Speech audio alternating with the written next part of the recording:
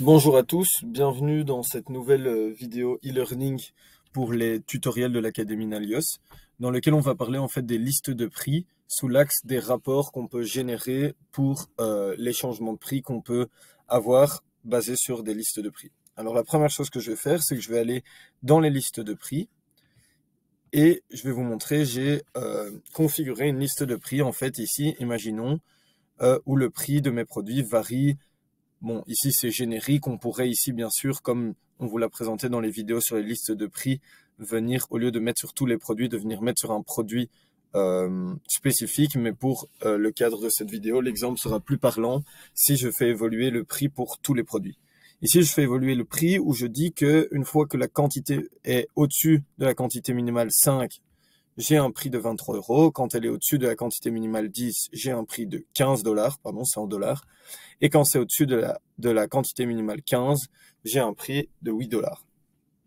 Imaginons que cette liste de prix, donc c'est la façon dont le prix de vos produits va évoluer quand vous allez faire des ventes, vous aimeriez la communiquer à vos clients pour que vos clients soient au courant de ce que coûtent vos produits s'ils achètent pour telle ou telle quantité.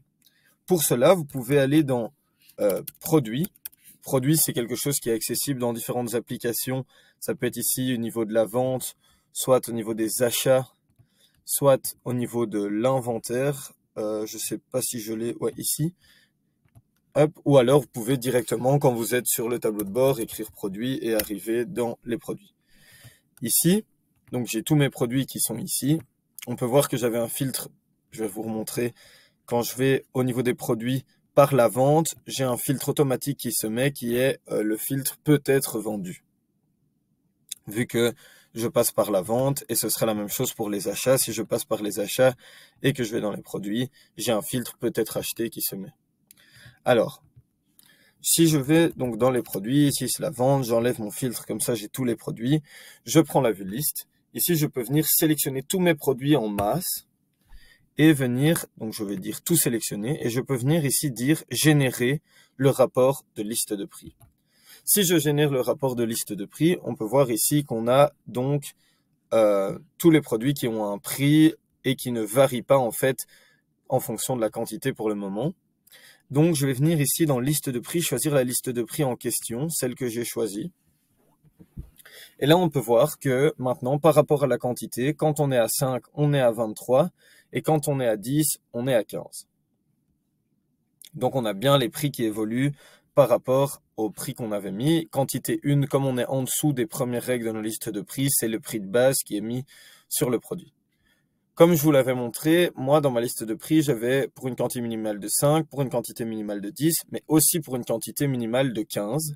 Et donc peut-être ici on aurait envie d'afficher cela pour pouvoir le montrer au client. Je vais enlever ici en fait dans quantité la quantité numéro 1 et je vais venir ajouter avec le petit plus ici la quantité 15 pour que sur mon rapport on ait aussi le prix pour la quantité 15 et on peut voir que c'est 8 partout parce que c'est ce que j'ai spécifié sur ma liste de prix. Alors, évidemment, ce qui est important, c'est de pouvoir l'envoyer au client. Donc, vous voyez ici que vous avez un bouton imprimer et vous pouvez venir imprimer donc le rapport qui a été généré pour les listes de prix. Ça va vous downloader un PDF et ici vous pouvez voir que vous avez donc un fichier PDF avec pour tous les produits les différents prix.